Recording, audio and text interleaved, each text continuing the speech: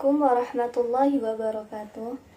Perkenalkan, saya Rizka Aminatus Salama dari kelas 10 yang ke-1, jurusan Asisten Keperawatan di SMK Bakti Indonesia Medika Jombang. Di sini saya akan membahas materi mengenai logika dan algoritma komputer. Yang pertama, pengertian logika. Logika adalah fakta atau kenyataan yang masuk akal. Sedangkan pengertian algoritma adalah suatu urutan dari barisan langkah-langkah atau instruksi untuk menyelesaikan suatu masalah. Jadi, pengertian logika dan algoritma adalah suatu urutan dari beberapa langkah yang logis guna menyelesaikan masalah. Contoh perumpamaan. Prosesnya adalah kegiatan harian.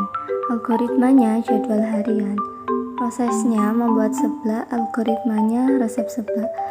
Karena tanpa adanya resep seblak, kita tidak tahu bahan dan alat apa yang harus digunakan untuk membuat seblak. Kemudian membuat baju, algoritmanya pola berpakaian. Jadi ketika kita mau membuat baju, kita juga harus melihat pola berpakaian kita.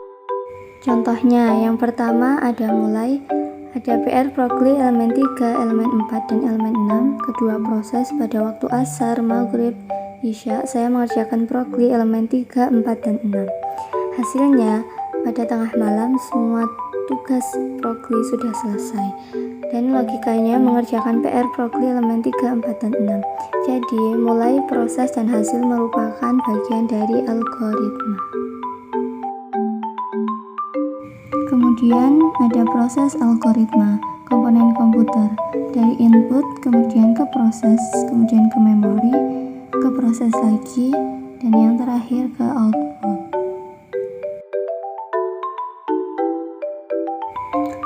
Penyajian algoritma, flowchart. Flowchart atau bagan alur adalah diagram yang menampilkan langkah-langkah dan keputusan untuk melakukan sebuah proses dari suatu program. Setiap langkah digambarkan dalam bentuk diagram dan dihubungkan dengan garis-garis atau arah panah. Jenis-jenis flowchart: flowchart dokumen, flowchart program, flowchart proses, flowchart sistem, dan flowchart skematik. Simbol flowchart. Ada flow, terminator, input atau output, dokumen, display, dan lain-lain. Langsung saja kita ke contoh. Contoh flowchart. Pertama, pengguna menginput data yang berupa nilai dari bilangan bulat. Kemudian, nilai yang dimasukkan diproses dengan cara dibagi dengan angka 2. Jika sisa bagi sama dengan 0, berarti bilangan yang dimasukkan adalah bilangan genap.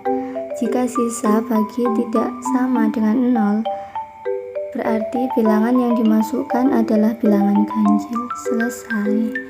Baik, itu saja materi logika dan algoritma komputer yang saya bahas. Semoga bermanfaat. Wassalamualaikum warahmatullahi wabarakatuh.